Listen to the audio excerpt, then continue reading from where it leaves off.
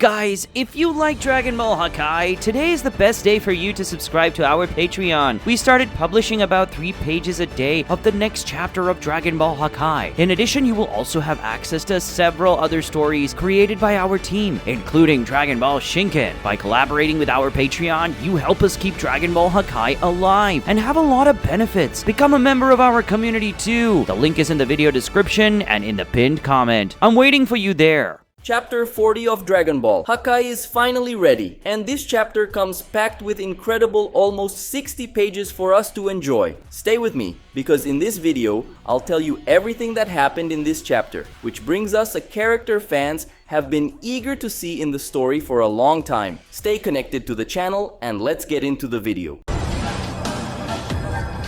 Hakai.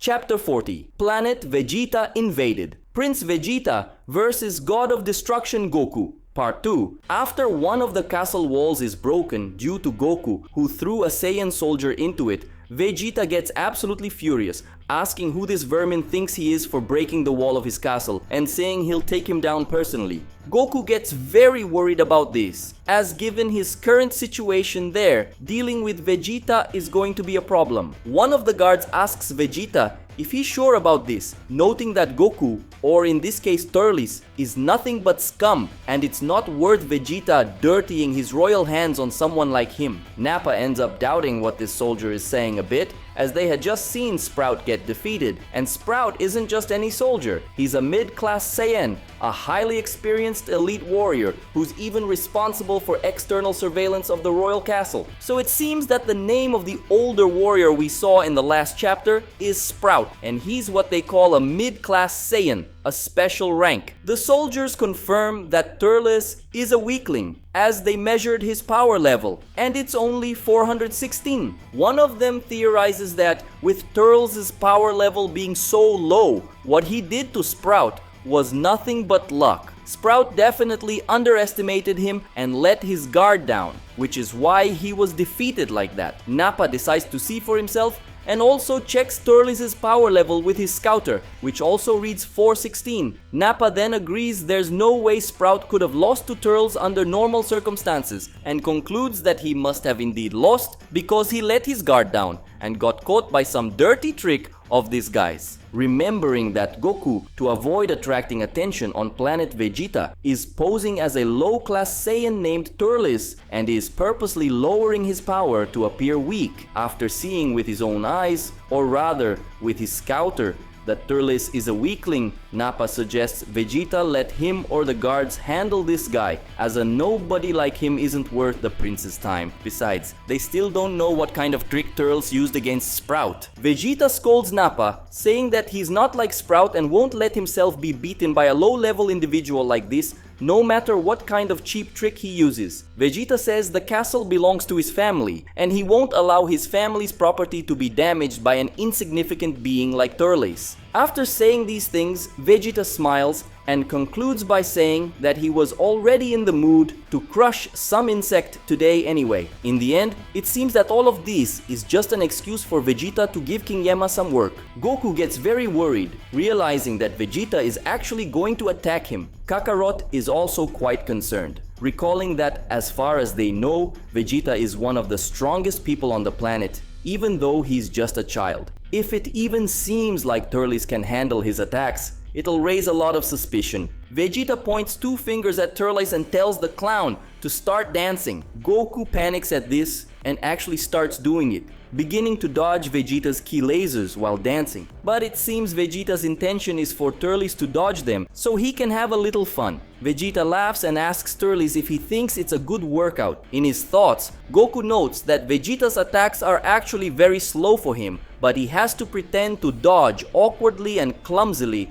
to make it seem like it's difficult. Goku is a bit irritated by this, saying it's humiliating. Kakarot agrees with him, saying it's disgraceful for a god of destruction to be in this position, but it's the best thing to do for his training. After making Turles dance a bit, Vegeta finally gets tired and says that's enough. He says that although it's fun to see a fool like Turles dancing in desperation, his royal time is far too precious to waste on a random loser. The Saiyan Prince practically licks his lips in anticipation of a bloodbath and tells Turles to get ready, as he's about to feel the worst kind of pain. Goku sees that he's now in big trouble, because if he dodges or blocks a direct hit from Vegeta, it'll raise too many suspicions. As he charges forward, determined to finish off this low-class vermin, Vegeta tells Turles he should be grateful to be killed by him. Kakarot shouts for Goku to think fast, and then, when Vegeta attacks, he's shocked to see Turles vanish right in front of him, wondering what's going on. Nappa then alerts Vegeta that there's something behind him. When Vegeta looks back, he sees Turles standing there, staring at him. Vegeta is very surprised by this and asks what just happened and how Turles managed to get behind him without being seen. Goku already thought about how to respond and simply makes up that he knows how to use magic tricks. Both Vegeta and the others around are dumbfounded when they hear this. Turles confirms and explains that while he was in the Desert of Darkness, he met a witch who taught him magic tricks. He says that what Vegeta just saw was one of those tricks. What he was looking at the whole time was an illusion. In reality, Goku moved at such a high speed that he left a residual image and got behind Vegeta without him noticing. But of course he can't say that, or they'd know he's much faster than Vegeta. Kakarot compliments Goku, saying that was well thought out. One of the guards comments that there are indeed many unknown things in the Desert of Darkness. Another guard, a bit scared, adds that he's heard there were sorcery users among the Saiyans centuries ago. Another guard, seemingly superstitious, tells Vegeta to be careful, as you never know what these kinds of people might do. Vegeta scolds the guards, telling them to shut up. He says all Turles can do is cheap tricks, and none of it matters if his power level is mediocre. Goku is now reminded of how Vegeta used to be, always relying too much on the numbers these devices measured, underestimating his opponents. Kakarot remarks that it seems they believed him, which is good, but Goku needs to find a way to leave soon. Fortunately, Goku already knows how to do that, smiling confidently. Vegeta notices Turles' smile and asks why he's laughing, wondering if this lowlife is mocking him and if he has no regard for his life. Turles mentions that Vegeta said his tricks don't work against his power, and challenges Vegeta to watch one more trick if he's so confident in his abilities. He provokes the prince, asking if he's brave enough to do it. The taunt seems to work. Vegeta says he's not afraid and decides to allow Turles to do his trick, but he warns that once he proves Turles' tricks are useless, he'll eliminate him once and for all. Turles then tells him to keep a close eye on him. Vegeta does so, and not only him, but the others as well. Everyone is curious and intrigued by the magic trick Turles is going to use. Then, Turles uses the solar flare, generating a powerful flash of light that catches everyone off guard and blinds them all. Taking advantage of everyone being blinded, Goku begins to find the direction he's going to take. He then focuses his gaze on a forest and decides to go there, executing instant transmission without anyone seeing. Upon arriving in the forest, Goku feels more at ease, confident that they won't find him there, since, in addition to being far away, he's lowered his ki even more. Kakarot asks if they won't suspect anything due to him leaving so quickly. Goku replies that they didn't see him use instant transmission, so they'll think he used some magic trick to hide. Kakarot concedes and admits Goku was very clever. He asks how Goku thought of using those techniques and saying he learned them from a witch. Goku explains that when he realized he should fight while pretending to be weaker, he could only think of his friends on Earth, who aren't very powerful and always have to rely on their techniques. That's how he thought to use the techniques he learned from them. As for the witch part, he ended up remembering fortune teller Baba, since he had said he came from the Desert of Darkness and she's a pretty mysterious old lady. She just came to mind. Kakarot remarks that it's ironic for him to return to his home planet and think of things from that place, ending up saving his disguise by remembering Earth. Goku reflects on the coincidence of meeting Vegeta in this way and realizes that Vegeta was hot-headed and had a superiority complex from a young age. Back near the castle, The guards are searching for Turles while Vegeta waits, but they're unsuccessful. Vegeta is furious, asking how that bastard dares to cheat him like that. Nappa says they have to admit that, even though he's weak, that guy is pretty crafty. One of the guards approaches, reporting that their scouters can't locate Turles, and apologizes to the prince. He says that Turles must have used some trick to hide himself. Vegeta says he'll personally find that scoundrel and make him pay for making a fool of him. At that moment, a cloaked soldier, whom Vegeta calls Zorn, approaches and calls for him. Zorn informs Vegeta that the king wants to see him immediately, adding that it's important. In the throne room of the royal castle, King Vegeta receives his son, who has just finished explaining what happened. Hearing about what went down outside his castle annoys King Vegeta, who complains that a weakling managed to cause so much trouble at his castle. King Vegeta then directs his gaze towards someone. The target of the king's stare is Sprout. King Vegeta asks how he, a mid-class Saiyan who is part of the planet's elite, could be defeated like that. The king demands to know if Sprout is no longer capable of honoring the cape he wears. Sprout, the soldier who was beaten by Turles earlier, kneels and asks for the king's forgiveness, assuring him that he'll be more cautious from now on. Sprout also says he'll gather some soldiers to search for this criminal and won't rest until he finds him. But Prince Vegeta says that's not going to happen. He'll personally deal with the cretin who dared to trick him. However, King Vegeta disappoints them both by saying that neither of them will be doing anything. Speaking to his soldier, King Vegeta explains that Sprout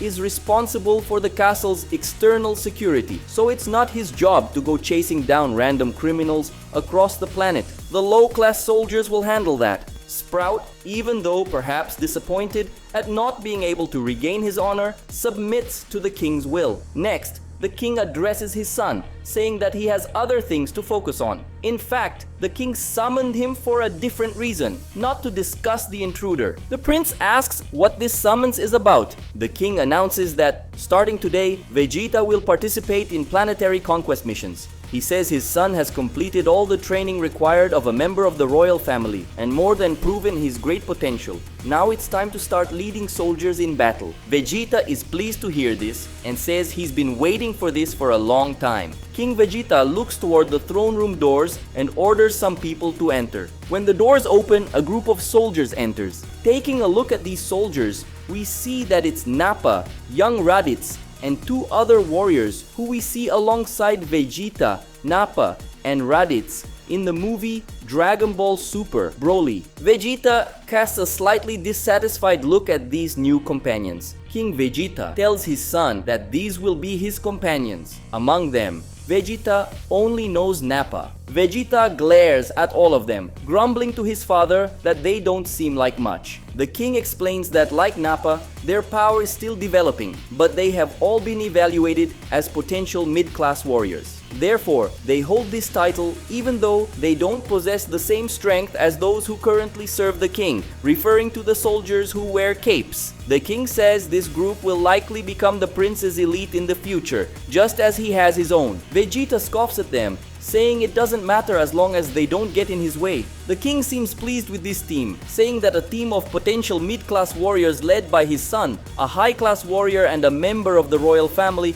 will be unbeatable. The king looks towards someone at his side and tells his son that now the royal superintendent Breeds will provide the details of his mission. The said royal superintendent is standing beside him, ready to carry out the order. Switching back to Goku, or rather Turles, he walks through the forest, wondering what he should do, as after all that commotion, he can't just wander around aimlessly. He suddenly senses someone approaching. And he was right, as an old man emerges from a nearby bush, greeting him warmly. Turles asks who he is. The old man replies that he's just an old fellow who happened to run into Turles, but from his thoughts we find out he's not friendly or trustworthy at all. The truth is he tracked down Turles using a scouter he stole from some idiot soldier, but Turles buys the lie that the old man found him by chance and asks how he can help. The old man pulls a sack from his cloak and says that Turles actually can help. He explains that he's just a poor old man who makes a living selling fruit, but the fruit he sells isn't ordinary, it's a very special type.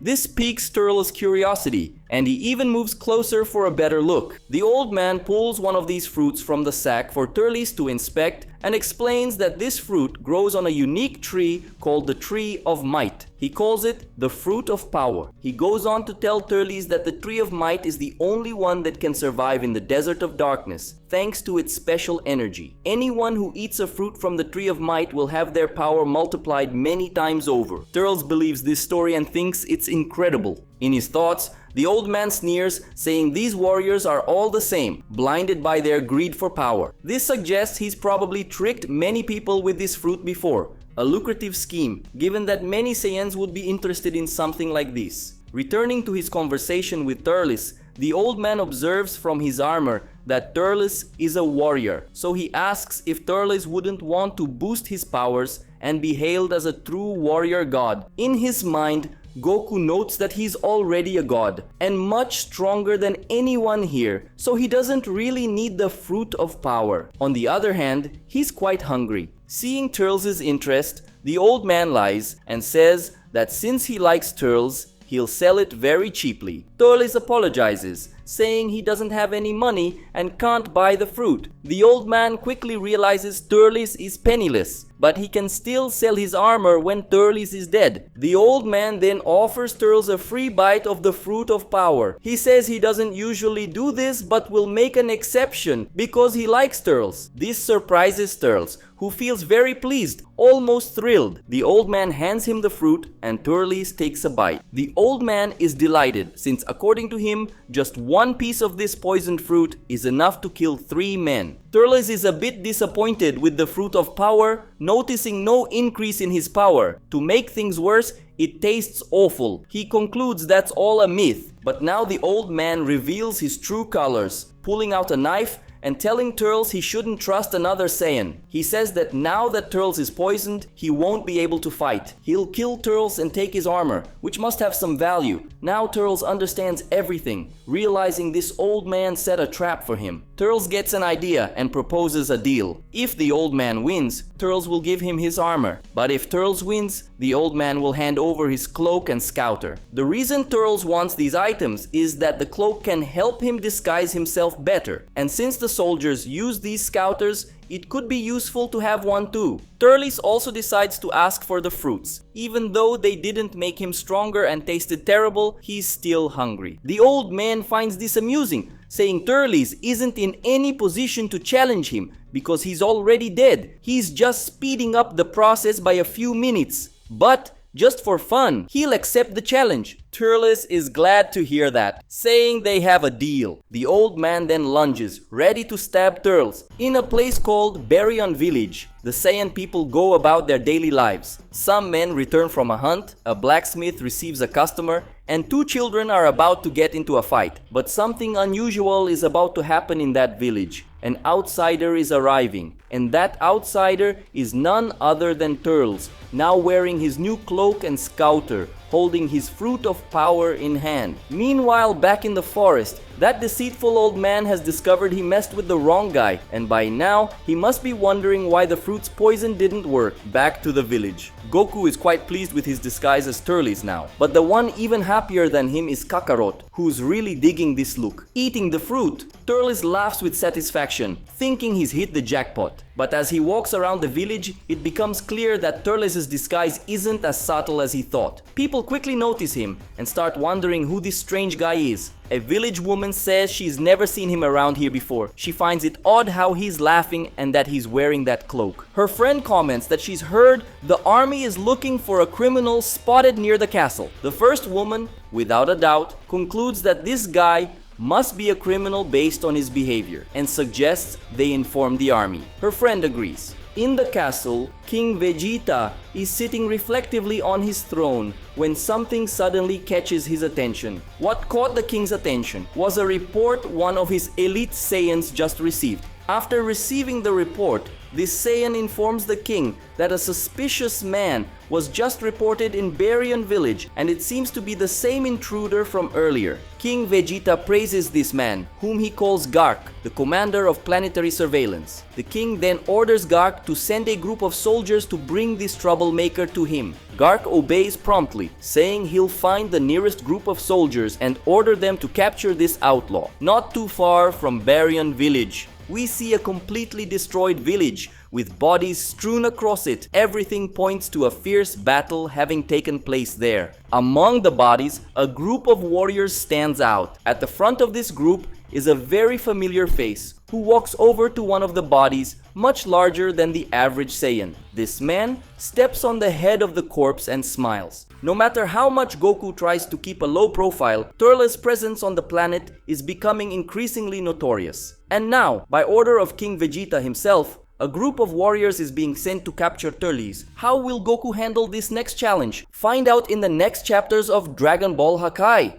Hey everyone, what did you think of this chapter? Drop your thoughts in the comments and let us know if you're enjoying the story's direction. Also, share your guesses for what you think will happen in the next chapter. And if you're excited to see Goku's encounter with his father Bardock, comment God of Destruction Goku meets Bardock so I'll know you're interested in seeing this meeting and made it to the end of the video. Remember, if you want to read the Dragon Ball Hakai chapter in real time as the pages are produced, plus get other benefits from our channel, you can support us on Patreon. For a small amount, you help keep Dragon Ball Hakai alive and receive some exclusive perks. To read all the chapters of Dragon Ball Hakai, visit our website dbhakai.com. There, you can read all the chapters, and this one will be up soon as well. Don't forget to like this video, as it helps boost its reach on the platform. Subscribe to the channel to stay up to date on everything Dragon Ball Hakai and Dragon Ball in general. And share this video with any Dragon Ball fans you know, so more people can discover our work. Thank you so much to everyone who stayed with me until the end, and I'll see you in the next video.